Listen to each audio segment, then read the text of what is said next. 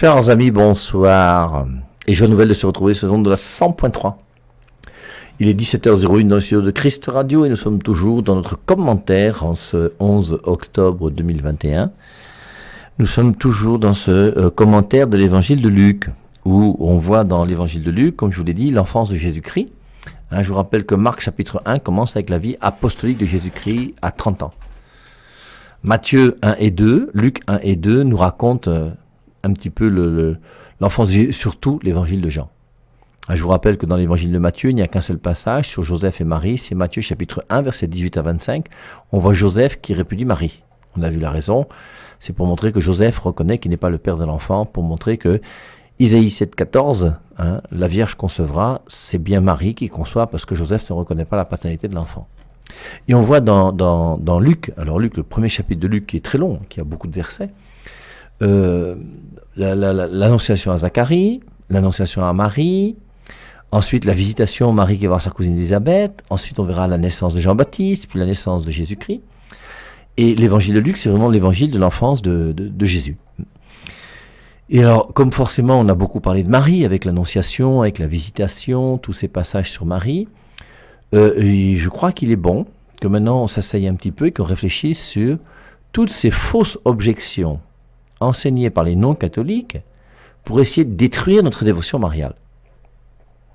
Et je vous assure, on entend des choses qui sont vraiment aberrantes. La plus aberrante de toutes les choses qu'on peut entendre, c'est ces gens qui se disent chrétiens, qui pensent avoir l'Esprit Saint, qui pensent chercher la vérité, et qui disent que nous les catholiques, on adore la Vierge Marie. Si j'étais encore plus jeune, je dirais plus bête que ça tu meurs, mais j'ai pas dit. Mais il faut vraiment être idiot pour dire que les catholiques adorent la Vierge Marie. D'ailleurs, vous ne verrez aucun catholique vous dire que l'adoration de la Vierge Marie existe.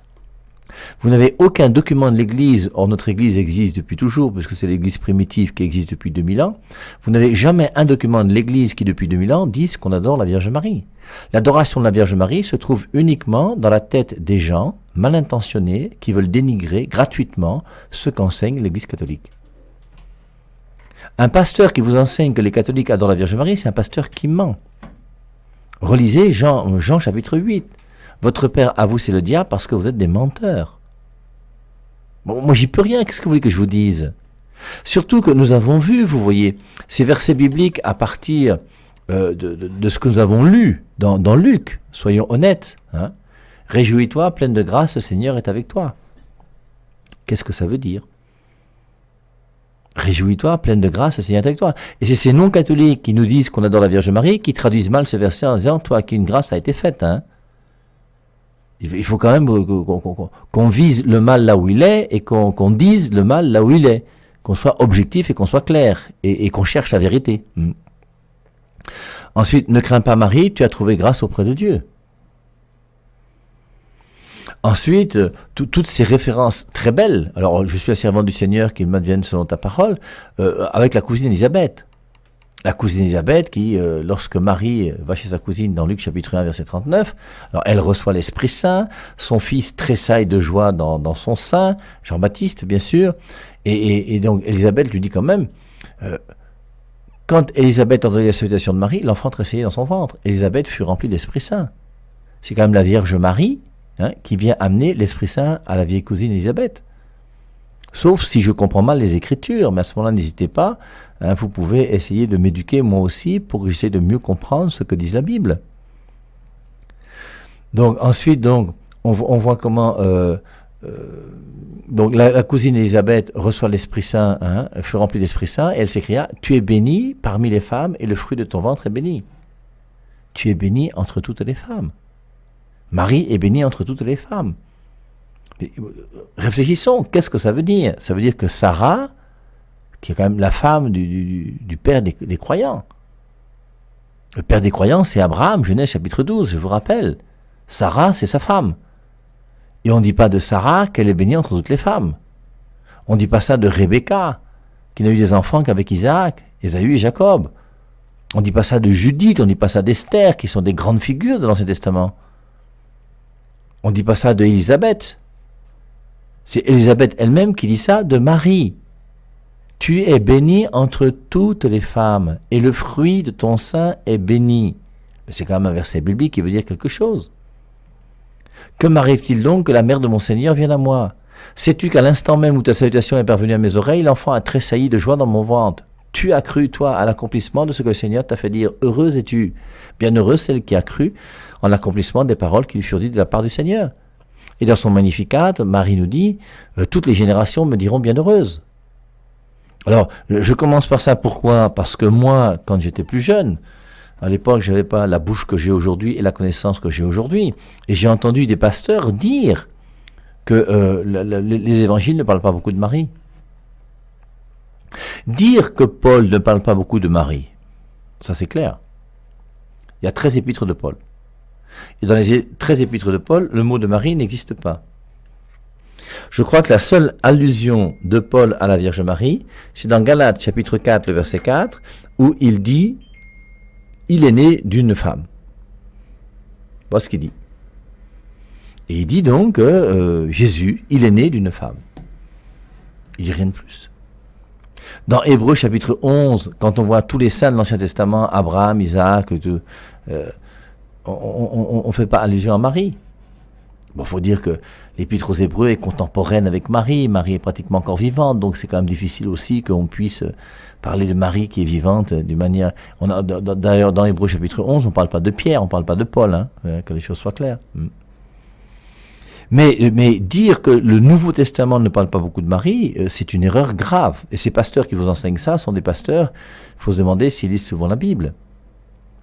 Et je vous rappelle, hein, si je vous demande de me donner la liste des 12 apôtres, quels sont les gens qui peuvent donner la liste des 12 apôtres de tête là maintenant?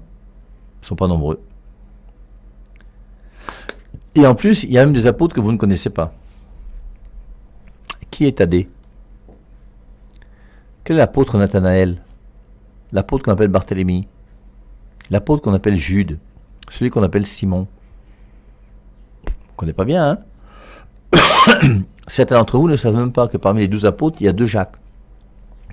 Un Jacques, fils de Zébédée, le frère de Jean, et un Jacques, fils d'Alphée. Et objectivement, nous pouvons dire aujourd'hui qu'il y a des apôtres que les chrétiens ne connaissent pas. Si je vous demande, qu'est-ce que André a fait dans sa vie? Donnez-moi un acte que vous trouvez dans les évangiles où on parle de André. Si je vous demande de me parler de Pierre, vous allez tous trouver. Il a renié le Christ, il a pris son épée, il a coupé l'oreille. Jésus-Christ a dit, Pierre, tu es Pierre, c'est Pierre, je bâtirai mon église. Enfin, il y a plein de passages sur Pierre. Tu es soit le berger de mon troupeau, enfin, il y a plein de choses. André, son frère, là on est déjà un peu perdu. Et sur André, il n'y a pas grand-chose à dire. Combien de fois les évangiles parlent d'André? Alors, je vais continuer avec Matthieu. Matthieu qui fait partie des évangélistes. Il y a 4 évangélistes, Jean et Matthieu. Sur les 4 évangélistes, il y a 2 qui sont apôtres, Jean et Matthieu. Alors Jean, on peut tous parler de Jean, parce que l'évangile de Jean est quand même fourni. Donc on peut dire des choses sur Jean, on met dans sa bouche tout ce qui est dans l'évangile de Jean. Mais Matthieu, le mot Matthieu apparaît 5 fois. Dans Matthieu, dans Marc, dans Luc et dans les Actes des Apôtres. 5 fois. 4 fois dans la liste des 12 apôtres, qui se trouve dans Matthieu, dans Marc, dans Luc et dans les Actes des Apôtres. Et une 5e fois, quand il se convertit dans Matthieu chapitre 9, verset 9. C'est tout ce qu'on dit de Matthieu. Alors on sait qu'il était collecteur d'impôts, que Jésus-Christ est parti manger chez lui et puis qu'il a suivi Jésus-Christ. Qu'est-ce qu'il a fait? Donnez-moi un acte posé par Matthieu. On ne parle pas beaucoup de Matthieu, on ne parle pas beaucoup d'André, le frère de Pierre. Jacques, le frère de Zébédée, qu'est-ce qu'il a fait? C'est l'autre Jacques, fils d'Alphée, qui est devenu évêque de Jérusalem, qu'on peut connaître un petit peu, et encore. Qu'est-ce qu'il a fait, Jacques? Philippe, Simon, Thaddée, je vous dis, Jude, tout ça là. On est perdu. Alors, c'est pour ça qu'il y a des apôtres qu'on ne connaît pas beaucoup, c'est vrai. Mais demandez à un chrétien de n'importe quelle obédience de vous dire quelque chose sur Marie, il ne peut pas ne pas trouver au moins 3 passages sur Marie. Quand je dis 3, c'est même petit. L'annonciation, c'est clair. La visitation, tout le monde connaît. Ensuite, les noces de Cana, tout le monde connaît.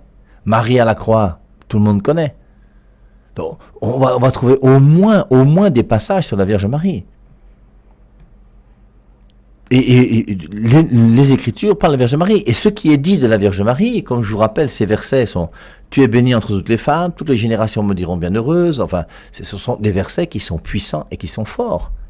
Et c'est pour ça qu'on ne peut pas mettre la Vierge Marie sur le même rang que n'importe qui par rapport aux personnes qui sont présentes dans les Écritures. Ça n'a pas beaucoup de sens.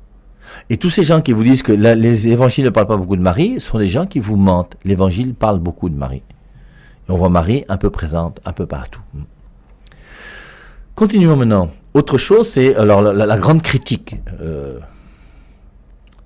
C'est une calomnie. Une calomnie, c'est dire quelque chose de faux sur quelqu'un. Et la calomnie, c'est donc dire quelque chose sur quelqu'un, hein, et dire quelque chose de faux, la calomnie. Et la calomnie, c'est dire que les catholiques adorent la Vierge Marie. Il n'y a pas d'adoration de la Vierge Marie chez les catholiques. L'adoration de la Vierge Marie existe uniquement dans la tête des Mbutuku qui vous enseignent des choses fausses. Dès que toi-même, toi qui écoutes le Père et Marie aujourd'hui là, si tu entends dans ton église un pasteur te dire que les catholiques adorent la Vierge Marie, mais si tu es un petit peu intelligent et sage, n'écoute plus jamais ce pasteur. C'est un menteur. Jean 8, 44, votre Père à vous c'est le diable parce que vous êtes des menteurs. C'est un pasteur qui ment. Il va rien te dire de bon. Il va te conduire sur le chemin du mensonge. Et comment toi-même tu peux continuer à écouter un pasteur qui ment? La radio est ouverte depuis 3 ans et demi maintenant. Montrez-moi un seul mensonge enseigné par le Père et Marie. Montrez-moi un seul mensonge enseigné par l'Église catholique depuis 2000 ans. Depuis que l'Église existe, depuis la mort du Christ, cette Église qui est l'Église primitive, c'est nous les catholiques, depuis 2000 ans. Quels sont les mensonges que l'Église catholique a enseignés? Alors, mais apportez vos arguments, hein, apportez-les. C'est pour ça que moi j'aime répondre à vos questions et que chaque dimanche soir à 19h, je mets mon téléphone sur la console pour que les pasteurs qui connaissent beaucoup puissent poser leurs questions et montrer comment le Père et Marie est un menteur. Or, depuis 3 ans et demi, on n'a pas vu beaucoup les mensonges du Père et Marie. Et il y a les mensonges de l'Église, ça va être difficile à trouver, hein, je tiens à vous le dire. Donc, et c'est vrai, donc dire, alors vous savez le grand, je peux dire quoi, objection qu'on fait aux catholiques, c'est que nous avons des images. Je tiens à vous dire objectivement, et si vous voulez, je dépose 2 millions sur la table ici, là, venez me prouver le contraire, c'est que Dieu n'a jamais interdit les images. Alors vous allez me dire, mais si, c'est Exode chapitre 20, verset 4. Oui, c'est écrit dans Exode 24. Tu ne te feras pas d'image taillée, sculptée, représentant les choses du ciel, de la terre et de la mer. C'est écrit aussi, Hébreux 9, 27, il est réservé à l'homme de mourir une seule fois, mais Lazare est mort 2 fois. Il y a beaucoup de choses qui sont écrites, hein, beaucoup. Dans Jean 3, 22, il est dit que Jésus baptisait. Dans Jean 4, 2, il est dit qu'il ne baptisait plus. Donc il y a beaucoup de choses qui sont écrites. Mais maintenant, quand tu lis un verset biblique, est-ce que tu essayes de le comprendre ou est-ce que tu essayes de justifier ta position? Matthieu 23, 9, n'appelez personne Père sur la terre, car un seul est votre Père, celui qui est aux cieux. Et moi je dis que je m'appelle Père Hervé Marie. Se faire appeler Père Hervé Marie comme je le fais, est-ce que c'est contraire aux Saintes Écritures? C'est apparemment contraire au moins à un verset qui est Matthieu 23, 9 qui dit « N'appelez personne Père sur la terre, car un seul est votre Père, celui qui est aux cieux ». Mais celui qui dit ça, c'est qui? C'est Jésus. Jésus dit « N'appelez personne Père ». Et dans Matthieu 19, 19, qu'est-ce qu'il dit? « Honore ton Père et ta mère ». Dans Jean 8, 44, il dit « Votre Père à vous, c'est le diable parce que vous êtes des menteurs ». Maintenant, on fait comment alors? C'est pour ça que tu ne peux pas faire la théologie à partir d'un verset biblique. Tu fais la théologie à partir de la compréhension de toutes les Saintes Écritures. Et si tu n'as pas lu toutes les Saintes Écritures, ne commence pas à écouter un témoin de Jéhovah qui vient de sortir 2 versets bibliques ou un pentecôtiste qui vient de donner 3 versets bibliques. Mais ça n'a pas de sens. Et après tu dis, j'ai découvert la vérité. Quelle vérité? Apporte-nous ta vérité, que nous-mêmes on puisse se convertir aussi pour te suivre là où tu es, afin que nous ne soyons pas dans les ténèbres. Quand vous êtes gentil pour nous évangéliser, là, il faut le faire. Alors, Dieu n'a jamais interdit les images. Mais quand vous entendez un pasteur qui vous dit que Dieu a interdit les images, mais posez-vous des questions quand même, réfléchissez, asseyez-vous. Qu'est-ce que ça veut dire que Dieu a interdit les images? Ça veut dire que tu n'as pas le droit d'avoir d'images de la guerre 14-18 dans ton livre d'histoire. Ça veut dire que tu n'as pas le droit d'avoir d'images du mont Cameroun dans ton livre de géographie. Ça veut dire que tu peux pas avoir l'image de ton grand-père ou de ta grand-mère, parce que tout ça, ce sont des images, non? Tu n'as pas le droit de regarder des images de Yaoundé en 1935 pour voir où était la gare et comment ça se passait et toutes ces choses. Mais quand même, les images n'ont jamais été interdites par Dieu. C'est impossible que Dieu interdise les images, sinon c'est que Dieu est bête. Alors maintenant, comme Dieu ne peut pas être bête, réfléchis, c'est peut-être toi qui es bête. Alors il est écrit, Exode 24, oui, il est écrit, tu ne te feras pas d'image taillée, sculptée, représentant les choses du ciel, de la terre et de la mer, et tu ne te prosterneras point devant elles. Tu ne te prosterneras pas devant des images qui représentent des faux dieux. Mais toutes les images ne sont pas des faux dieux. C'est pour ça que le même Dieu dit dans Exode 25, 18, à Moïse, Dieu dit à Moïse, tu feras 2 chérubins en or. Et il dit à Moïse de faire 2 anges. Et il va tailler des images des anges. C'est Dieu qui l'a voulu. Nombre 21:9 au désert, pendant que les gens sont piqués par les serpents dans le désert et qui die one by one une fois qu'ils sont piqués par les serpents, mais qu'est-ce qui se passe? Moïse va faire un serpent en airain pour que ceux qui sont piqués par les serpents puissent regarder le serpent d'airain comme Dieu l'a voulu et comme Dieu le lui a demandé. Et il va faire l'image d'un serpent, et l'image du serpent là va sauver les gens qui sont piqués par les serpents. Dieu n'a jamais été contre les images. En plus, toi-même, comme moi-même, nous avons été créés à l'image de Dieu. Comment est-ce qu'on peut être créé à l'image de Dieu si Dieu est contre les images? Mais ça n'a pas de sens, c'est des contradictions. Et dans Colossiens 1,15, on dit que Jésus-Christ est l'image du Dieu invisible. Si Jésus-Christ est l'image du Dieu invisible et que Dieu est contre les images, il faut détruire Jésus. C'est une aberration de dire que Dieu interdit les images. Dieu n'a jamais interdit les images. Dieu a interdit les idoles. Soyons intelligents quand on lit les Saintes Écritures. Et quand tu dis que Dieu a interdit les idoles, mais tous les chrétiens sont d'accord. Tous. Quelle que soit leur dénomination, tous les chrétiens du monde entier sont d'accord que Dieu a interdit les idoles. Mais quand tu dis que Dieu a interdit les images, les chrétiens intelligents vous disent allez à l'école. Alors, autre argument, il faut passer par Marie pour aller à Jésus. Alors ça, c'est chez nous les catholiques, là où quelque part, il faut quelquefois rectifier un peu le tir. Je vous rappelle que je n'aime pas ce chant. C'est le mois de Marie, c'est le mois le plus beau. C'est pas vrai. Et normalement, il ne faut pas chanter ça. Trouvez une autre formule, soyez des artistes, débrouillez-vous à retrouver le texte original, et puis traduisez d'une manière honnête ce texte pour que ce soit un texte qui ne soit pas hérétique. Il y a un autre chant qui m'énerve aussi, la Madone là, qui sourit et pardonne. Chez vous, soyez reine, nous sommes là, qui sourit et pardonne. Marie pardonne quoi? Dites-moi alors, vous qui chantez ces chants-là, Marie pardonne quoi? Pardonne qui? Elle peut pardonner le mal qu'on lui a fait à elle, oui. Comment je peux pardonner à quelqu'un qui a marché sur mes pieds ou qui m'a pris la priorité et il me fait un signe pour me dire pardon mon père, puis je lui dis pardon, il n'y a pas de souci, c'est fini. Mais celui qui pardonne les péchés, c'est Jésus et Jésus seul. Et Marie n'a pas la grâce de pardonner comme nous les prêtres. Moi, en tant que prêtre, je pardonne. Jean chapitre 20, verset 23. Tous ceux à qui vous remettrez les péchés leur seront remis. Et j'ai le pouvoir de remettre les péchés, moi. Je pardonne au nom de Jésus-Christ. D'ailleurs, relisez l'histoire de Fatima. Il semble qu'à Fatima, les 3 petits voyants qu'il y avait là-bas ont demandé à la Vierge Marie, ont voulu se confesser à la Vierge Marie. Et la Vierge Marie leur a dit, je n'ai pas le pouvoir de remettre les péchés. Allez voir un prêtre. Donc, soyons précis dans notre langage. Est-ce qu'il est nécessaire de passer par Marie pour aller à Jésus? Il n'y a aucun verset biblique qui dit ça. C'est écrit nulle part. Ce qui est important pour le chrétien, c'est d'aller au Christ, de naître de nouveau et de donner sa vie à Jésus-Christ d'une manière radicale et totale. Et donner sa vie à Jésus-Christ, pour moi, c'est pas choisir Jésus-Christ comme son Seigneur et son Sauveur, c'est choisir Jésus-Christ comme son meilleur ami, comme l'habit qui habite mon cœur et qui prend la première place dans mon cœur. C'est une question d'amour, pas une question premièrement de Seigneur et de Sauveur. Et une fois que j'ai mis le Christ à la première place dans ma vie, je suis né de nouveau. Et maintenant, Jésus-Christ, lui, me donne Marie comme étant sa mère. Et c'est Jésus-Christ qui me donne Marie, c'est pas Marie qui me donne Jésus. Marie a donné Jésus au monde, oui, c'est vrai, c'est le moyen que Dieu a choisi, cause canal, si vous voulez. C'est pour ça que dans Luc chapitre 11, verset 27, on dit « Heureux la femme qui t'a accouché et les saints qui t'ont allaité ». Jésus-Christ dit et heureux plutôt ceux qui écoutent la parole de Dieu et qui la gardent. Alors Marie n'est pas malheureuse parce qu'elle a accouché Jésus. Mais l'important que Marie a accouché Jésus, maintenant, c'est pas d'aller à Marie, c'est d'aller à Jésus. Et soyons des chrétiens. Un chrétien, c'est un amoureux passionné de Jésus-Christ.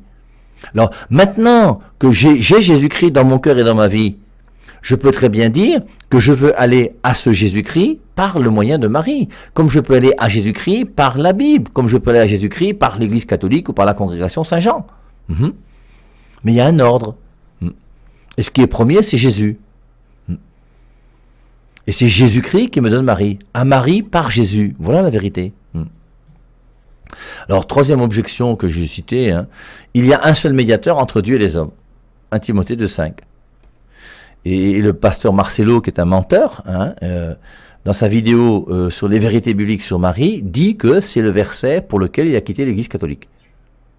Et il dit dans cette vidéo, que je ne vous recommande même pas tellement c'est stupide et idiot comme vidéo, il dit que s'il y a deux médiateurs, c'est qu'il y a deux dieux. Donc ça montre le niveau intellectuel de cet homme. Vraiment, c'est râle et pas crétin. S'il y a deux médiateurs, il y a deux dieux. C'est incompréhensible. Personne ne peut justifier une bêtise aussi énorme que celle-ci. Et c'est un responsable d'église qui conduit des âmes. Et je ne sais pas où il va conduire les âmes. Et si vous laissez conduire par lui, vous n'êtes pas dans l'endroit où vous allez atterrir. Et donc, dans 1 Timothée 2,5, il est dit, il y a un seul médiateur entre Dieu et les hommes. Et on comprend alors que ce verset biblique de 1 Timothée 2,5, qui dit qu'il y a un seul médiateur entre Dieu et les hommes, peut poser une objection à tous ceux qui disent que Marie est médiatrice. Puisque la Bible dit dans 1 Timothée 2,5 qu'il y a un seul médiateur entre Dieu et les hommes, s'il y a un seul médiateur, est-ce que Marie peut aussi être médiatrice? Et est-ce qu'à ce moment-là, il y a deux médiateurs? Alors maintenant, la seule chose qu'il faut comprendre, c'est quoi?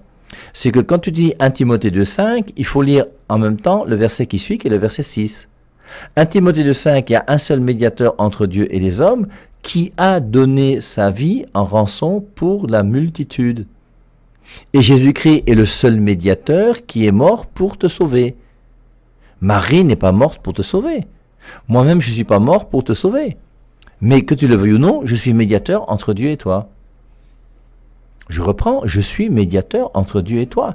Et vous qui m'écoutez, vous m'écoutez pourquoi? Parce que vous pensez qu'en écoutant le Père et Marie, vous pouvez capter quelque chose d'intelligent qui vous permettra d'aimer Jésus-Christ davantage. Je suis intermédiaire entre toi et Dieu. Et je souhaiterais que chacun d'entre nous, si on avait l'occasion, c'est qu'on prenne un bic et un crayon et qu'on note quels sont tous les médiateurs qui existent entre Dieu et nous. Vous avez déjà la 100.3. C'est la radio, hein. C'est une œuvre physique, ça. Vous avez le Père et Marie qui prêche à la radio. Vous avez Messina ou MC qui interviennent de temps en temps. Qui est intermédiaire entre Dieu et toi? Ton père et ta mère qui t'ont appris à dire Jésus quand tu étais petit. Quand tu as commencé à dire Jésus, je t'aime parce que ta mère t'a pris sur ses genoux et t'a appris à faire un signe de croix et à dire que Jésus-Christ, c'est le Fils de Dieu qui est venu sur terre, que dit Jésus, mon amour, je t'aime, tout ça. Mais ta mère a été médiatrice entre Dieu et toi. Même ton père, normalement, quand il fait une étude biblique à la maison ou que vous priez ensemble, il est médiateur entre Dieu et toi. Le catéchiste qui t'a formé pour que tu reçoives le baptême et la communion et la confirmation est médiateur entre Dieu et toi. Le prêtre que tu écoutes chaque dimanche à la messe ou le pasteur que tu écoutes chaque dimanche à ton culte est médiateur entre Dieu et toi. La Bible que tu lis est médiatrice entre Dieu et toi. Les sacrements que tu reçois, médiateur entre Dieu et toi. Il y a plein de médiateurs sur la terre, il n'y a pas un seul médiateur. Il y a un seul médiateur qui est mort pour toi, mais il y a plein d'autres médiateurs sur la terre. Le docteur est même médiateur entre toi et ta santé. Quand tu es malade, que tu vas le voir et qu'il te donne des remèdes, il est médiateur entre ta santé et toi. Le professeur, il est médiateur entre la connaissance qu'il met dans ta tête et toi. Il y a plein de médiateurs sur la terre. Ils sont très nombreux. Alors, on lit un verset biblique, il y a un seul médiateur entre Dieu et les hommes, et on devient bête et idiot au nom d'un verset biblique. Et le nombre de personnes bêtes et idiotes aujourd'hui au nom de la Bible, mais c'est colossal. Mais il faut, vous voyez, que nous ayons suffisamment de recul pour être capables de discerner tous ces gens qui, au nom de la Bible, disent des choses qui sont complètement bizarres.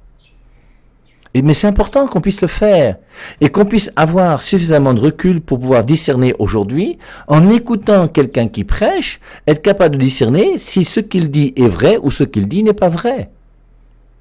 Et c'est pour ça que sur la 100.3, nous voulons former des gens, des pères de famille, des mères de famille, des jeunes qui sont capables eux-mêmes maintenant de discerner en écoutant quelqu'un ce qui est juste et ce qui n'est pas juste. Mais c'est important.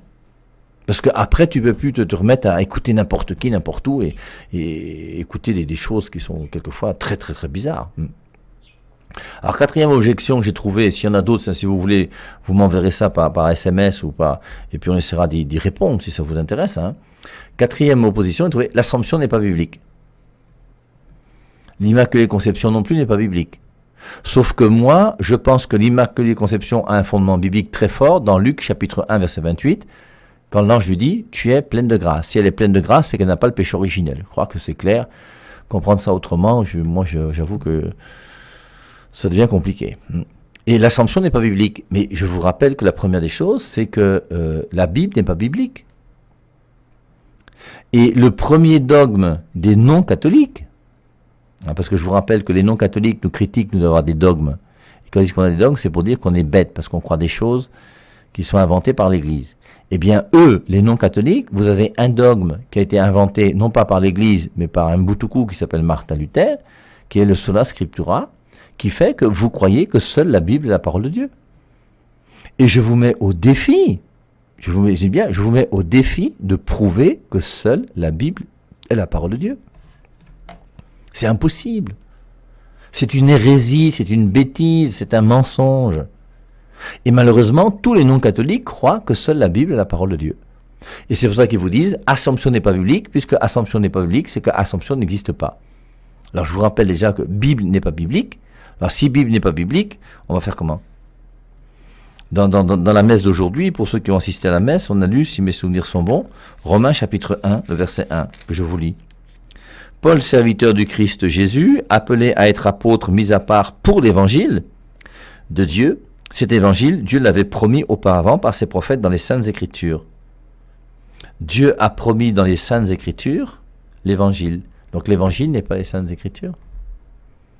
Et je vous rappelle que le mot écriture dans la Bible ne désigne jamais la Bible.